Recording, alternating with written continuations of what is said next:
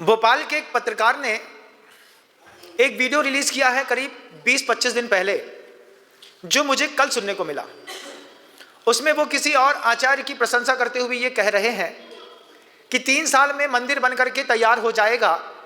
ऐसे बहुत सारे मंदिर हैं जिनकी आचार्य स्थापना करवाते हैं, उनका जीवन काल खत्म हो जाता है, मंदिर नहीं बन पाता है, और दूसरे आचार्य आते हैं, उनके जीवन काल में भी संशय रहता है कि मंदिर बनेगा कि नहीं बनेगा, लेकिन ये मंदिर 3 साल में बनकर के तैयार हो जाएगा। ऐसी वो बात कह रहे हैं।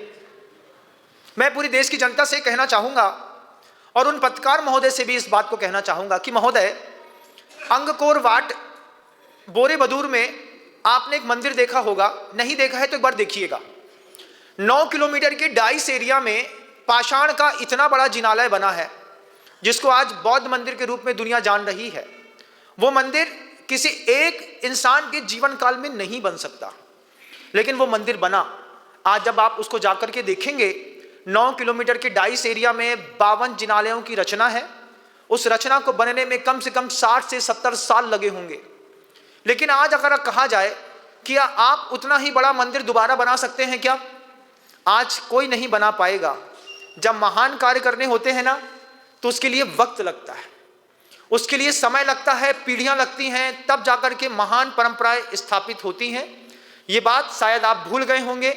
जनता के बीच में भावावेश में भी अगर आपने यह बात कही है, उसमें ऐसा लग रहा है कि आप गुरुदेव के ऊपर थोड़ा टॉन्ट कस रहे हैं।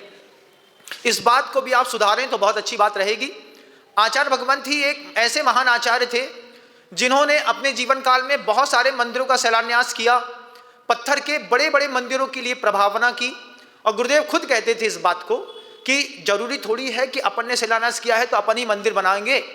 आगे आने वाले आचार्य परमेष्टि के लिए भी तो कुछ काम होना चाहिए। आगे वाली जनता भी पैसा कमाती रहेगी, वो भी तो कहीं धर्म ध्यान करेगी।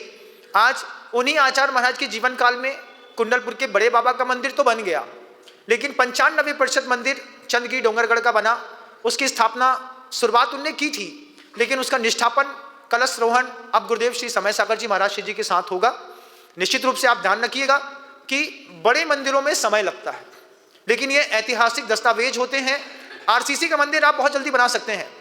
ध्यान रखिएगा, उन पत्रकार महोदय से मैं कहना चाहता हूं, आप आरसीसी का कितना भी अच्छा मंदिर बना लीजिए, आप 70 साल के बाद उसको रिपेयरिंग करना पड़ेगा। लेकिन पाषाण का एक बार एक मंदिर बनता है तो वह मंदिर अगले 2000 साल तक कोई माई का लाल हिला नहीं सकता। आज कुंडलपुर के बड़े बाबा देश का गौरव है। गौरव को प्रदान करने वाले आचार्य का नाम है आचार्य विद्यासागर जी महाराज। आज रामटेक के शांतिनाथ जी भगवान जी, रामटेक में महाराष्ट्र में गौरव है। गौरव प्रदान करने वाले आचार्य हैं आचार्य विद्यासागर जी महाराज। बीनावाड़ा का ऐसा क्षेत्र है, उस अच्छे क्षेत्र को ऐसे क्षेत्र बनाने वाले हैं आचार्य विद्यासागर जी महाराज। आज चंदगिरी डोंगरगढ़ को बनाने वाले हैं आचार्य विद्यासागर जी महाराज। इसके अलावा कोई भी आचार्य नहीं है जो इतने बड़े बड़े प्रोजेक्ट फाइल करते हैं। अगर आपने इंटेंशनली उनके लिए कुछ कहा है तो निश्चित रूप से आपको आत्मबोध होना चाहिए, और अगर आपने नहीं कहा है तो भी जनता इस बात को बहुत गौर से सुने कि बड़े मंदिरों के निर्माण में लंबा समय लगता है, लेकिन जब हम एक बार वो मंदिर बना करके खड़ा कर चुके होते हैं तो वो ऐतिहासिक दस्तावेज होते हैं अगले 2-2000 सालों के।